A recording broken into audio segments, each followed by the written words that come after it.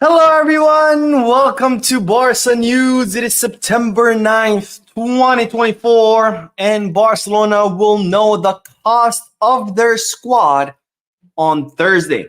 Also, the club are considering the signing of Thomas Partey, and finally, Oscar Mingueza is being linked with a possible return to Barcelona.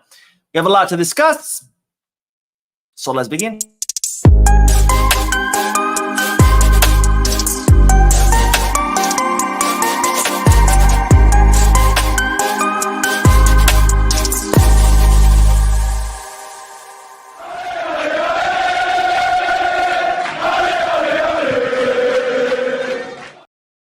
Hello, everyone. Welcome to the channel. My name is Mo, and this is the Barca News live podcast, where not only do I get to share Barcelona news with you, but I also get to interact with you lovely people in the chat section. These podcasts are on every Mondays, Wednesdays, and Fridays. And for those of you who'll be watching when the podcast ends, don't worry, I will be putting timestamps in the description and chapters in the timeline in case you do want to skip through the discussion. Now, having said all that, make sure to hit the like button, subscribe to the channel, drop a comment. If you are looking for any Barcelona jerseys or merchandise, including t-shirt like this, you can head to Goal Kids, Kid Bag, or Fanatics. If you are looking to place any sports bets, make sure you hit to Bet Us. All links are down below in the description. If you click on them, you'll be helping the channel, but you would also be helping yourself because you do get access to some pretty good, I was going to say cool and good, and it came out to ghoul, but pretty good and cool deals. So make sure to click on those links. Anyways, so let's start with the news. As always, in my first segment, I always like to put a bunch of short bits of news together. And let's start with the first bit of news, because it's been officially announced that Marc Bernal has underwent successful surgery. As you know, Marc Bernal suffered a serious injury in that match against Rayo Vallecano. After undergoing medical exams, it was revealed that he had tore his ACL and also caused some damage to his meniscus. Well, today, Marc Bernal underwent surgery by the doctor named Juan Carlos Monyo, something like that.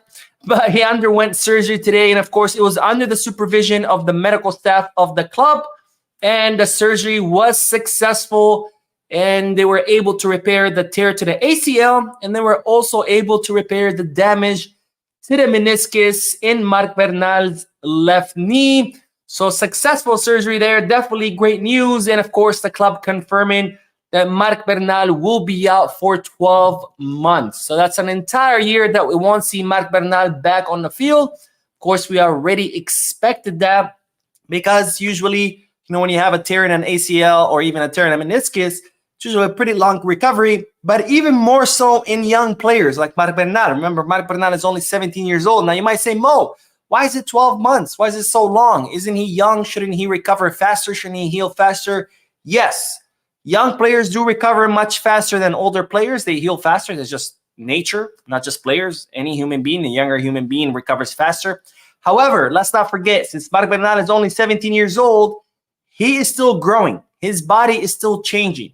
So not only do you have to factor in the recovery from the surgery, which is a pretty serious surgery, but you also have to factor in the fact that as his body is healing, his body is also changing and growing. So that's why the recovery is so long, 12 months total, until we see Marc Bernal back on the field. And plus, Barcelona don't want to run any risks. They don't want to leave anything up to chance, because, again, Marc Bernal is only 17 years old. He has a very long career ahead of him, maybe another 15, hopefully 20 years. So they want to make sure they get it right. They want to make sure he's 200% fully recovered before they see him back on the field, because that's the last thing you want to do to a young player. Rush him back, risk he getting re-injured, and now you ruin his whole career. So 12 months for Marc Bernal until he's back on the field. Successful surgery to repair the ACL tear and the damage to the meniscus.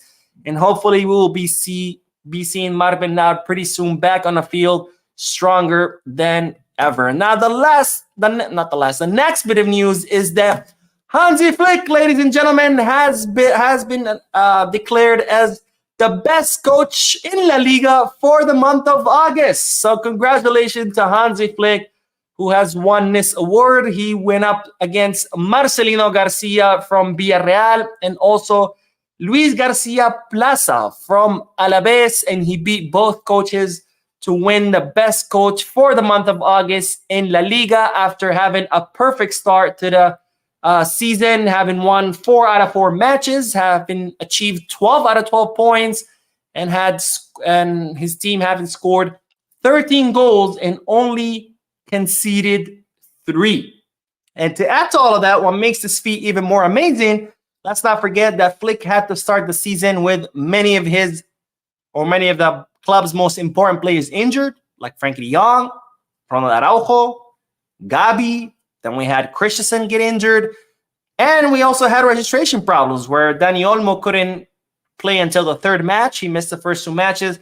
But despite having missing key players due to injury, missing Dani Olmo due to registration problems, Hansi Flick were still able to have a perfect start to the season, winning 4 matches out of 4. And this is the best start to a La Liga season by Barcelona since the 2018-2019 season. So this is the best start in 6 years to Hansi Flick, despite missing many of key players. And that is why the German coach has won the best coach of La Liga for the month of August. And I have to say, is very much well-deserved because Hansi Flick so far has proven to be, a good coach for Barcelona. He arrived during a very difficult time. As soon as he arrived, he let the club know, hey, I understand the situation, so I don't want any sign-ins. Whatever I have, I'm happy to work with. If you want to bring me players, sure. If you can't bring me players, that's okay. I'll work with whatever I have. And that's definitely very refreshing because the last 2 coaches we had, both Xavi and Koeman, remember, they consistently complain, well, this is what we have. There's not much I could do with what I have. But Flick was like, no, the opposite. Whatever I have, I'll work with, I'm happy with. And he's been able to work with because we've seen the influence of Flick almost immediately. I did not expect to see Flick's influence this fast, especially in the match against the last match against Real Valladolid, where Barcelona completely dismantled Real Valladolid, winning 7-0. I didn't expect to see a change this fast. I expected to see something like this maybe at the end of the season, maybe by next season. So his influence has been almost immediate. And again, he's a coach that arrived, immediately started putting in work, and did not even ask for anything. He did not request sign-ins, nothing. He was like, whatever you give me, you do. And he's implemented a lot of changes from the way the team trains, from the conditioning to the team, from the his discipline. We know that Flick, when training starts, that's it. No jokes, no laughing, all matter seriousness. He's even changed small things that might seem a little bit silly, but for example, he's changed the dress code. Look at this picture. Before Hansi Flick arrived, we all remember the pictures of the players arriving with like all these fashionable attire and whoever's wearing the best attire. But then he implemented a dress code where now the players have to wear Barcelona gear. None of this fashion show, Paris Fashion Week bullshit. You have to arrive. This is a club. This is a job. When you arrive as a player, you arrive into your job. It's an employment. You have to be professional. And it might sound silly. It might not seem like that important, but it's very important. Things like that do matter. After all, this is why schools implement uniforms, because even wearing a uniform instills in students, and in this case, players, discipline. We also know that Flick has changed another thing, which is where do players sleep the night before a match. Now, in Barcelona, I had matches that were close to the city of Barcelona, like Girona, for example. Girona is only, I think, 40 minutes away from Barcelona by train. Players used to sleep at home, and then the day of the match, they would go to Girona, for example, and play a match. That's no longer the case. Doesn't matter where the match is, whether it's 40 minutes away, an away match, or hours away. Flick wants the players to sleep in that city the night before because he wants them fully focused. Because if they're sleeping at the hotel, they're all having breakfast together, they're all having lunch together, the players are already in that mood where it's like, all right, we're in a match mood, we're in a working mood. I'm not just waking up at home and going to the stadium like it's just another day. No, this is a match day, very serious. So that's another thing that Flick changed. And of course, we know of other things that he changed. For example, he wanted more pictures at the Ciudad Deportiva, which is the sporting complex. He wanted to install more pictures of the former Barcelona teams lifting the Champions League trophies, lifting the Trebal trophies, etc., because he wants the players to remember that, after all, this is one of the biggest clubs in history. So even small things like that, where the players arrive at training and they're all of a sudden they're bombarded by these pictures of the former Barcelona's, Pep Guardiola's Barcelona, Luis Enrique's Barcelona lifting trophies. They remember, this is a great club and I'm here to work. So small things that might seem meaningless on their own, but together, once you put them all together, they remind the team that this is one of the best clubs in the world. We're here to work. We're here to win trophies. We're not here to mess around. And all these things Flick has implemented in such a short period of time. And that's, again, another reason why he has won the best coach of La Liga for the month of August. And then the last bit of news, which I know this segment has dragged down longer than usual, but the last bit of news is that Ansu Fati, ladies and gentlemen, is back in training with the group. As you know from previous video, I told you that Ansu Fati was training on his own. He was in the final phase of recovery, and that the plan for this week was to reincorporate him to group trainings. And well, that's exactly what happened. Today, Ansu Fati trained with the group.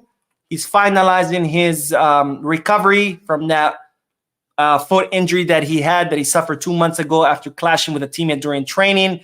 But it seems that Ansu Fati is towards the end of his recovery, and then he will be available for Barcelona's clash against Girona this upcoming weekend, which will be the first match back since the FIFA international break. Now, Hansi Flick has full faith that he'll be able to recover Ansu Fati to his previous form before the injuries. I really hope that's the case, because after all, Ansu Fati, not only is he an academy product, but also he's someone that showed us that he has tremendous talent before his injuries. So if Hansi Flick can even recover half of what Ansu Fati was before the injuries, I'll be very happy, because Ansu Fati is one hell of a player, and I can't wait to see what Hansi Flick does with him.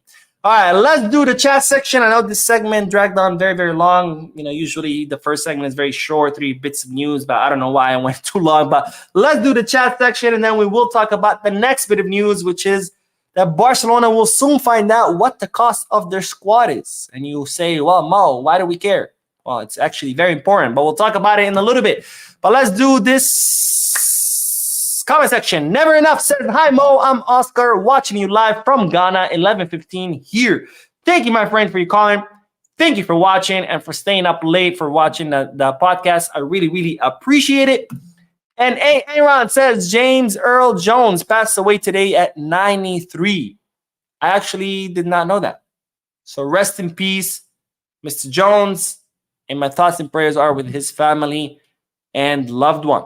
Wisdom says Partey is injury prone. All right. We'll talk about that in a little bit. And Quaranteng says we need Jamal Musiala. Do we really, though? Now, don't get me wrong. Jamal Musiala is an amazing, amazing player. Would I love to have him in Barcelona? Absolutely. But do we really, really, really, really need it? Because remember, there's a difference between need and want. And that's actually a good tip for life. Whenever you want to buy something, or at least that's what I do, whenever I want to buy something, I always ask myself, do I really need this, or do I just want it? Right? If I just want it, then maybe I should skip it and save the money. But if I really, really need it, then yeah, of course, buy it. Now, don't get me wrong. Again, Jamal Musiala, incredible player. Would love to have him in Barcelona, but do we really, really need him? Because remember, he plays in a position where Barcelona have plenty of players in that position, which is kind of like the attacking midfield position, a number 10 maybe, that creative role, that ball distributor. Because we have Pedri there, we have Fermi Lopez there, we have Dani Olmo there. Is Musiala better than all these? Maybe. But do we really, really need him? Because if we do get Musiala, what does that mean? Does that mean we have to bench Pedri? Does that mean we have to bench Olmo? Does that mean we have to bench Fermin? So again, would I love to have him? Yes. Do we absolutely need him? No. Especially given the price, because let's be honest. First of all, Bayern Munich are never, ever going to get rid of Musiala. They're going to do everything in their power to keep him. It's like Lamine Yamal to us. If Lamine Yamal's contract was set to expire pretty soon, you bet your ass off that Barcelona are going to do everything in their power to try to keep him, right? So first of all, I don't think Bayern Munich would ever get rid of Musiala. But second of all, even if they did, we're talking about maybe 120 to 150 million. Do we really need to spend that money on a position where we have players that are pretty capable of covering? So again, it's very important to distinguish between do we really need or do we just want, right? Is it a necessity? Is it a luxury, right? I need food. I want a car. I don't know. That's the way I see it. And Homani says, do you think Laporta will go big in the coming summer transfer market? It's all going to depend on several variables. First of all, can we close the Nike deal by then? If we do, we'll reach the 1-1 rule. It'll be much easier to sign players. Second of all, what will Flick request be? If Flick finishes the season and says, hey, this team is good, maybe we need 1-2 reinforcements, then I don't see why we should go big.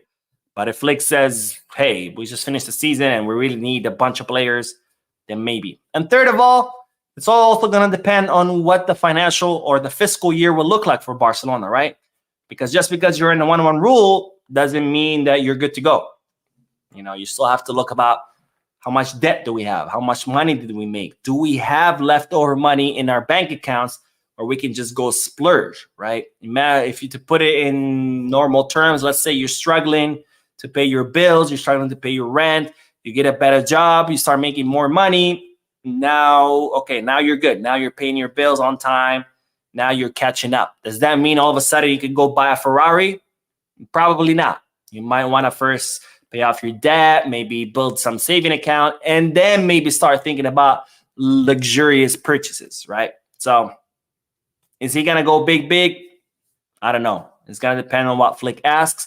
It's going to depend on the financial condition of the club next summer. Because just because you're out of the red zone, out of danger, doesn't mean all of a sudden you should go and just blow your money on everything. But speaking of money, speaking of the market, speaking of spending, let's talk about the next bit of news because Barcelona will know the cost of their squad on Thursday. Yes, Thursday this week, which will be what? September 10th, 11th, 12th. September 12th. September 12th, 2024. Barcelona will officially know the cost of their squad and therefore what their wage limit will be.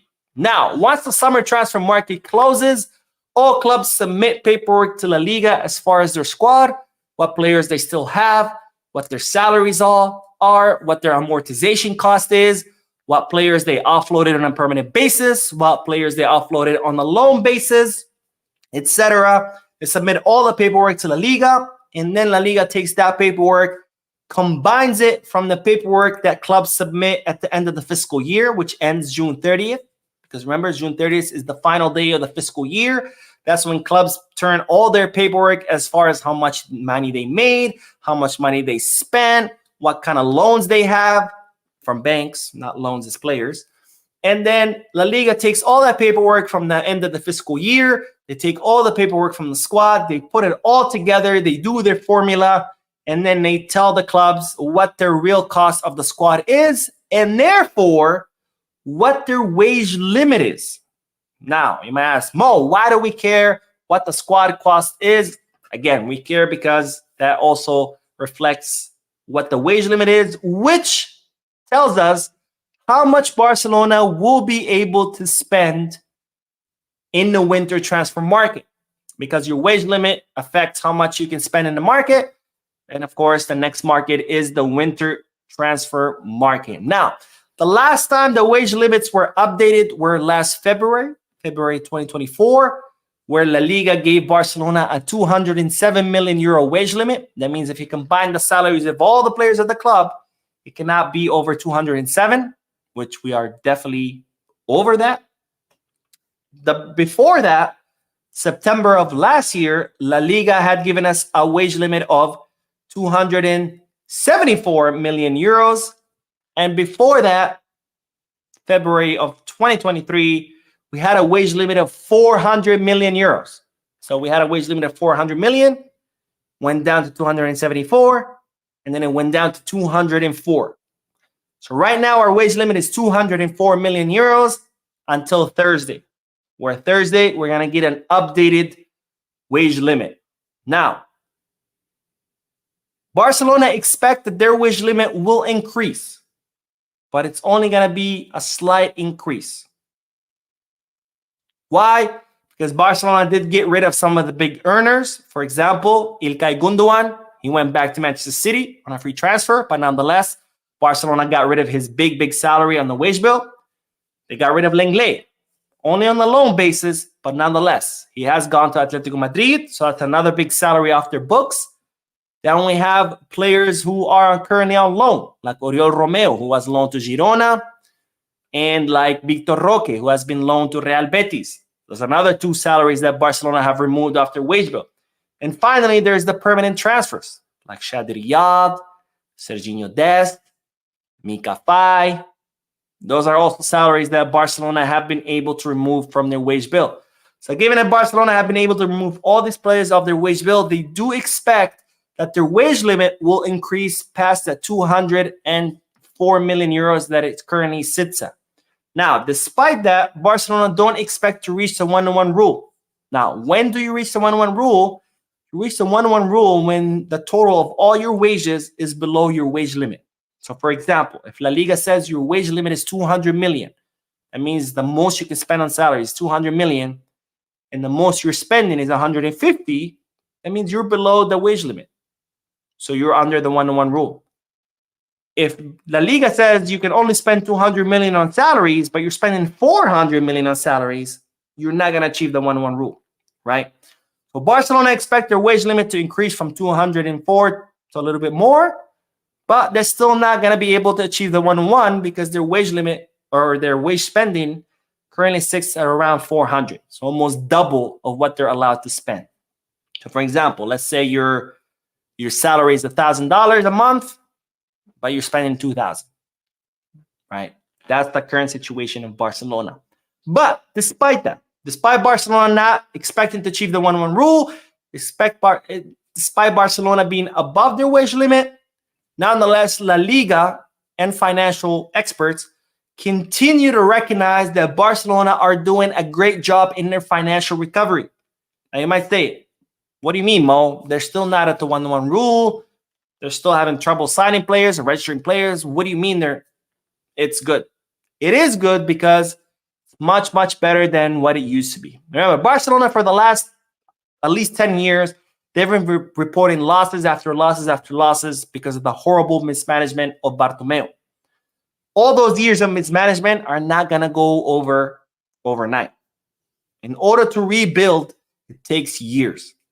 And so far, Barcelona have been doing a great job of rebuilding. Are we there yet? No. But that doesn't mean that we're not doing a good job to get there.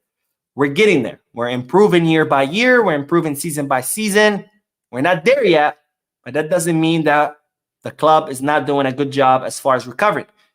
To put it in layman terms, let's say you decide to save $5,000 and you decide to get a second job. You're working hard. You're saving $500 a month. Right? Are you going to be able to save the $5,000 overnight? No. It's going to take you, 10 months, right? Let's say you're at the 9th month. You've saved $4,500 and someone comes and says, well, the goal was 5,000. You only have 4,500. That means you suck. You're not doing anything. No, that's not what it means. You've actually been working very hard. You got a second job. You've been saving. You've been doing a great job. You've cut your expenses. You're not there yet, but you've come a long way. You've come from zero savings to $4,500 savings. You're still not at 5,000, which is your goal, but you're getting there. And that's the case of Barcelona. Are they there yet? No. But they're getting there. They're doing the work. They're getting there. La Liga recognizes it. Everybody else recognizes it. So are we there yet? No, but we will get there pretty soon. And then hopefully sooner than later. All right, let's do more comments, and then we will talk about the next bit of news, which is in regards to Thomas Partey. All right, Mo Bless says, hi, Mo. I love watching your live all the way from Nigeria. Keep on doing the good work. God bless you. Thank you, my friend, for your comment. Thank you for your support to the channel. And the next comment says, Coranteng says Araujo plus Ta equals defense. Yeah, I mean, that would be one hell of a pairing. But honestly, Araujo and Cuarcy is one hell of a defense. Araujo and Iñigo Martinez is one hell of a defense. Iñigo Martinez and Cuarcy is one hell of a defense. Even if Ta comes, Ta and Cuarcy, Ta and Iñigo, I mean, we have some pretty good defense. And even Andreas Christensen, once he's back. I think we have that position pretty covered. Would Ta be a great addition? Absolutely. Would I pay for him? No, because we have so many center backs. But if he comes for free, hey, I'm all for it. Again, Ta is a great defender. I think it's Tach because it's German. I don't fucking know. I'll just say Ta for now. I think he's one hell of a defender. If he comes for free, hey, I'm all for it, right? But absolutely. And we do have a donation. Hey, Aaron with his generous donation, as always, says, let's call a spade a spade. Xabi unalived Ansu Fati's career, and Hansi Flick will be the dude to resurrect him. Can't wait to see it come to fruition. I do have to say this. I think Xabi definitely did not have that much faith in Ansu Fati since day one. But to be fair, we still haven't seen Ansu Fati under Flick. So I do agree with the first part of the comment where Xavi did not really help Ansu Fati. But also we cannot say, oh, Flick is definitely going to bring him back because we haven't seen it. Now, if Flick goes ahead and brings Ansu Fati back and gets the best out of him, I'm all for it, right? But we still cannot say the second part of your comment for sure. But definitely, I do think that Xavi did not do Ansu Fati any favors. I don't know if maybe Xavi saw something that we haven't seen, or if Xavi maybe was just not patient enough, or maybe Xavi just did not know how to get the best out of Ansu Fati. But one thing is for sure is that Xavi did not at least try to get the best out of Ansu Fati. I really, really hope that Flick is successful in doing it because, again, like I said before, he's an academy product, and he's someone that showed us to have incredible amount of talent before all the injuries. So if we can get at least the half of Ansu Fati of the version that he used to be, I'll be the happiest man. But anyways, let's get back with the news because we do have to talk about Thomas Partey, who Barcelona are currently considering as a possible signing for the next summer transfer market. Now, if you haven't heard of Thomas Partey, he's a 31-year-old defensive midfielder from Ghana who currently plays at Arsenal. His contract expires next summer of 2025. And given that Arsenal have been shoring up their midfield, making a lot of signings from midfield, it doesn't look like they're going to be looking to renew the contract of Thomas Partey, which means that next summer he will be a free agent. Now, Thomas Partey's agent has already offered him to Barcelona as a free agent next summer. As such, Barcelona are now considering the possibility of bringing Thomas Partey to Barcelona as a free agent next summer. Now, you might say, why? Well, as we know, Deco has always been a proponent of having a strong physical defensive midfielder in the midfield. We know that he tried to sign Amadou Onana. That did not work out because they were asking for too much money. So now he has turned his focus to Thomas Partey because that could be that strong defensive midfield player that he's always been looking for. And of course, the cherry on top would be that he would come for free. Where they wanted 60 million for Onana, we can get another strong defensive midfielder for free next summer once his contract is up with Arsenal. Now, for now, this is just something that Barcelona are considering. It does not mean that it's 100% sure that Barcelona will for sure sign Thomas Partey, that Barcelona's going to do everything in their power to sign him. This is just something that Barcelona are currently contemplating because, again, Deco has always wanted a strong defensive, physical presence in the midfield, and he looks like Thomas Partey as a good opportunity to get that profile of the player and to do so for free because, again, his contract will expire next summer. Now, Thomas Partey has had a long history of injuries. We'll see how that plays out. I mean, if Barcelona end up signing him for free, and he could be just someone who can maybe alternate more like a substitute role for Casado and Bernal, then it might not be the worst of options. But, and again, because for free. Because if Barcelona were to spend big money on a 31-year-old who's going to be 32 next season, who's had a lot of injuries, then I would have a big problem with it. But if he is to come for free, more of an alternate role, I wouldn't have a big problem for it. I'm not saying, oh, I'll be super ecstatic, but I wouldn't be completely opposed to the idea. But of course, as always, I'm curious to hear you guys' thoughts. So let me know down below in the chat section or in the comment section once the live stream ends. Would you like to see Thomas Partey at the club? Yes, no, and of course, why? All right, let's get back to the chat section, and then we will talk about Oscar Mingueza, because he has been linked with a possible return to Barcelona. Evgeny says, I had the same injury as Bernal, year and a half until I stepped back on a pitch. Of course, I am not a professional. This kind of injury is the worst and very painful. Hopefully, Bernal will recover well. Well, I'm sorry to hear, my friend, that you went through the same injury. I'm glad that you're okay now.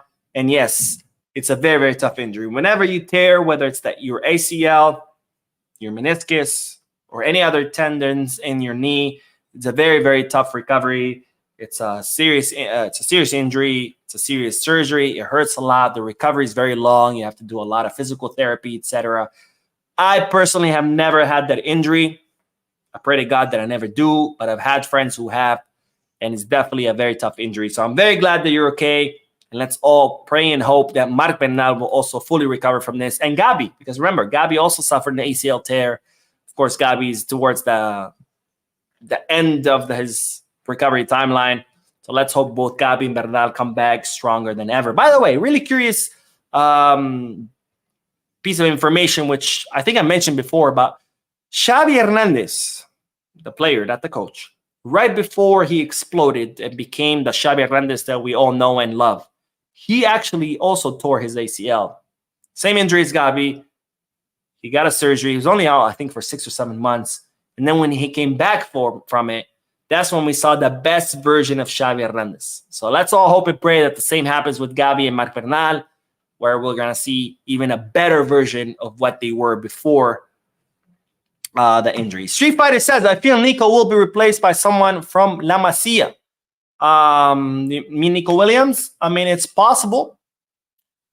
We had Danny Rodriguez in the academy, well, in the reserve team in Barca Athletic, who Flick was keeping an eye on, but now he's been injured and he's going to be out, I think, for 2 or 3 months. So we'll see. Now, of course, the season is still long until the next summer transfer market. We'll see. I mean, look, if we can find someone who's as good as Nico Williams or even better from the academy, I'm all for it. Because if we don't have to spend money, then hey, I'm for it. I mean, look, Lamine Yamal, he's an absolute beast on the right wing. Imagine if we didn't have Lamine Yamal from the academy and we had to sign someone as good as him. How much Barcelona do you think would have to spend on someone like Lamine Yamal? 100 million? 120? But we didn't have to spend that because we were able to grow someone like that from the academy. So if we could do the same thing on the left wing, I'm all for it. And Obi Juan Canoli, that's hilarious. He said, hi, Mo. First time commenting on the live chat. I need Flick. I read Flick has told the players not to complain about the ref because there's no point. They won't change the ref's decision. I haven't read that, but if that's what he said, I hope so, because I 100% agree. When refs make up their mind, that's it. It's made up. I don't think there's ever been a case in the history of football where a ref blows a foul and the players come and say, hey, it's not a foul. And then the ref is like, you know what? You're right. It's not a foul. Let me reverse my decision. I don't think there's ever been the case of that. I mean, now we have VAR, which does reverse refs' decisions, but that's the VAR reversing it. It's not the players who telling the ref, hey, reverse it, and the ref is like, okay. No, it's slow motion cameras, etc. So if that's the case, I 100% agree with it, because why would you risk getting yellow carded, maybe even red carded if you already have a yellow card, on a pointless cause, right? He's not going to change his mind. Just leave it be. Maybe ask him, hey, why did you think this was a foul, and see what his reasoning is. But to actually argue with him, be like, no, that wasn't a foul. There's no point. Just move on and let it be. Plus, as I've said many, many times before, if you do your job on the field, if you play well, if you create chances, if you do what you're supposed to do, the refs become obsolete. And a great example of that was the match against Rayo Vallecano, where the ref was doing everything in his power to make sure we didn't win, and we still won. He canceled what I thought was a perfectly legit goal. It didn't call, what was it, 1 or 2 penalty calls in our favor, and we still won. And that's something that started with Johan Cruyff. Johan Cruyff was a big believer of this. He always said, if you do your job on the field, the refs don't matter. So Johan Cruyff never complained about the refs or the pitch or the sun or all these things that Xavi used to complain about, because he knew that you can only focus on the things you can control. The ref, that's something you cannot control, so ignore it. Focus on the things you can control, and one thing you can control is how your team plays. So if you focus on that, you do your job on the field, the ref becomes obsolete.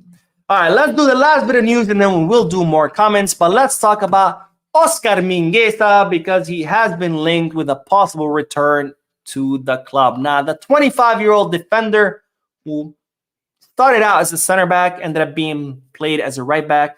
But the 25-year-old defender is someone who came up through La Masia. He played in the first team under Xavi, but then Xavi decided that he was not up to par, and as such, Barcelona ended up offloading him, and now he plays for Celta de Vigo.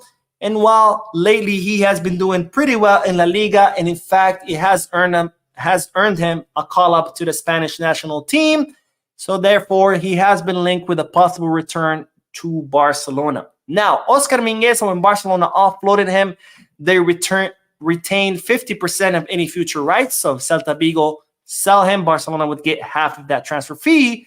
But they also retained a buyback clause worth 9 million euros. So if Barcelona want to re-sign Oscar Mingueza, it would cost them 9 million euros. And given that he's been doing really well in La Liga with Celta de Vigo, and given that he has earned his call-up to the Spanish national team, it's reported that Barcelona are currently keeping tabs on the player. Now, this does not mean that Barcelona are going to go ahead and sign him, or that they plan to sign him.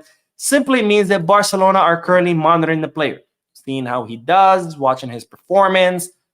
In case Barcelona decide, okay, yes, he has grown a lot, he has matured, then Barcelona could always activate that 9 million euro buyback clause and bring him back to reinforce the squad. Because after all, a right back position, we do have Koundé, we do have Hector Fort, who doesn't seem like he's quite there yet.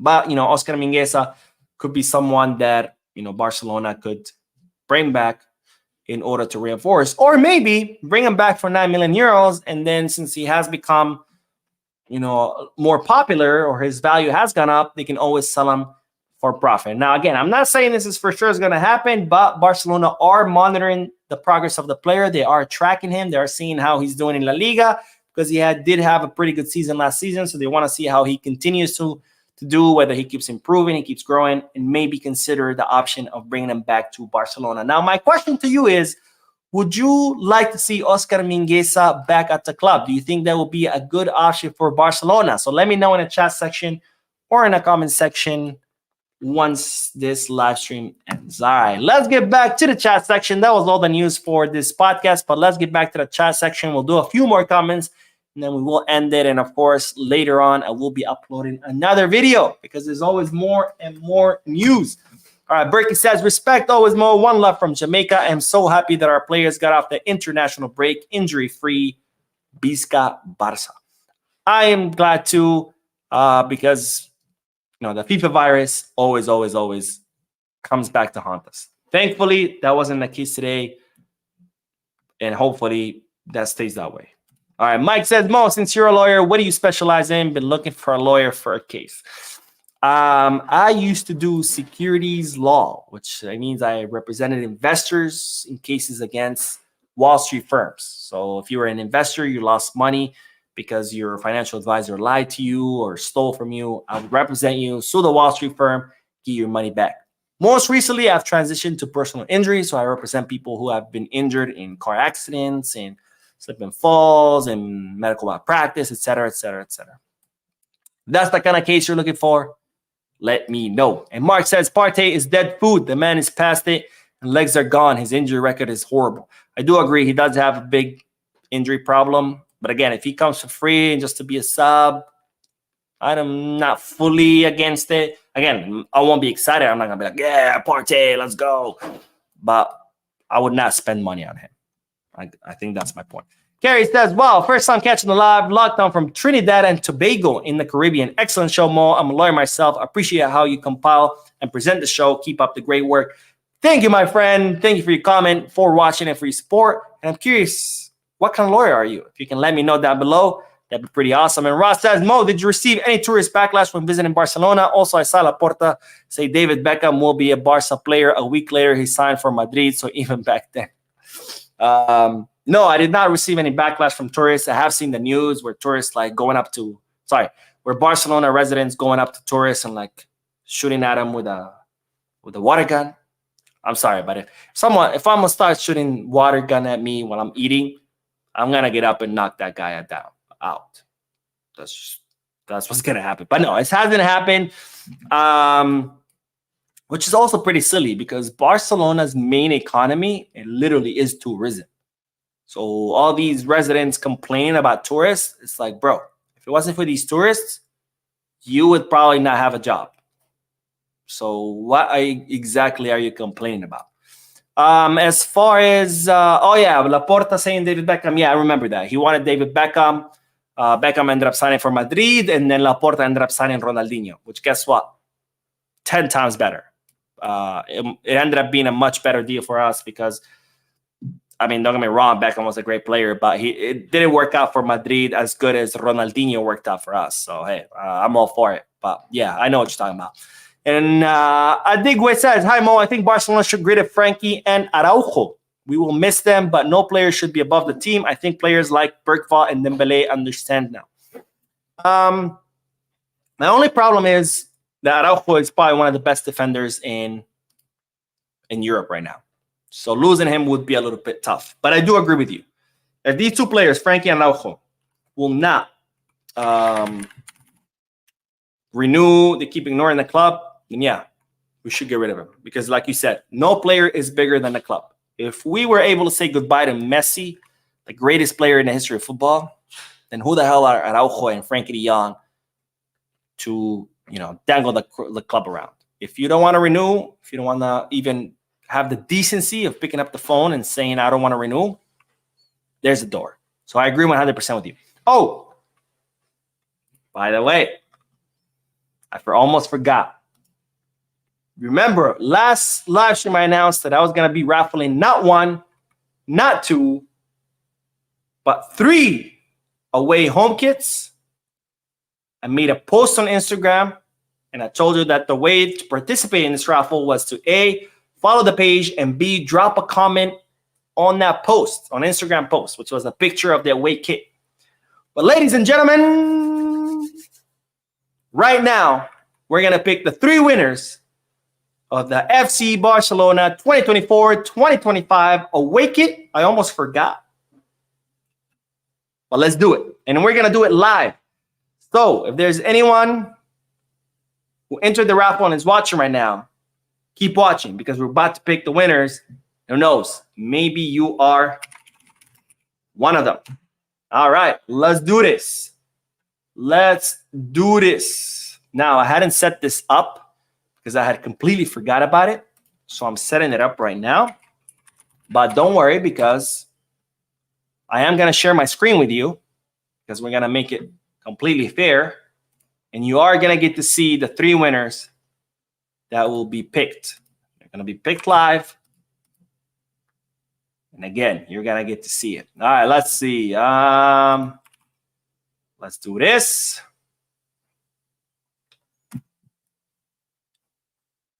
We are going to do 3 winners.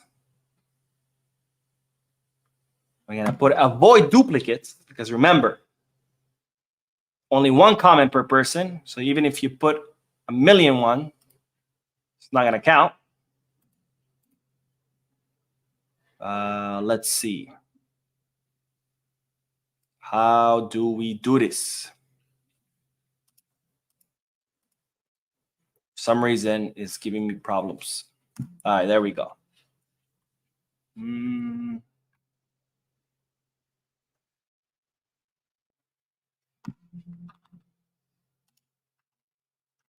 So this is what I get for forgetting about this and not setting it up on time. But Bear with me, guys. I am setting it up right now. And then once it's all ready, I'm going to pick, again, the 3 winners of the FC Barcelona away kit. Nope.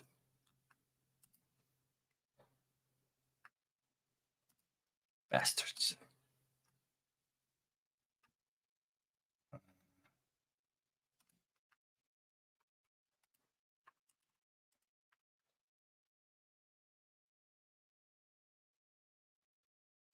Okay, the 3 winners. All right. Here we go. We're going to share the screen so you can see that this is legit.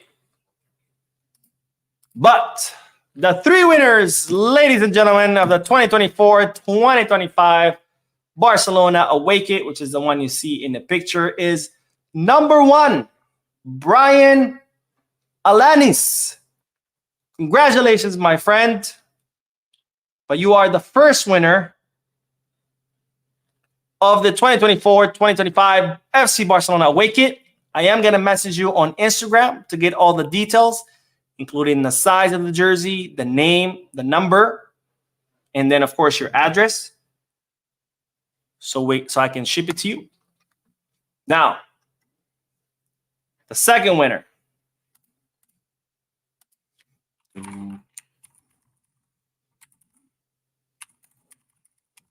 I feel like maybe I should have used music to make it more exciting.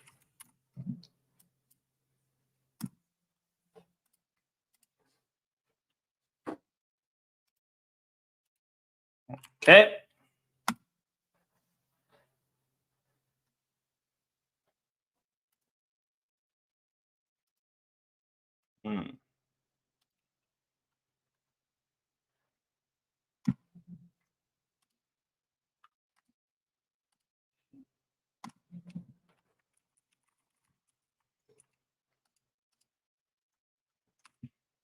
Okay.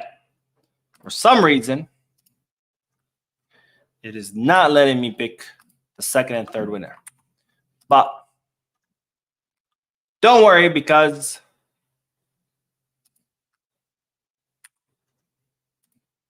I am going to pick 2 more winners.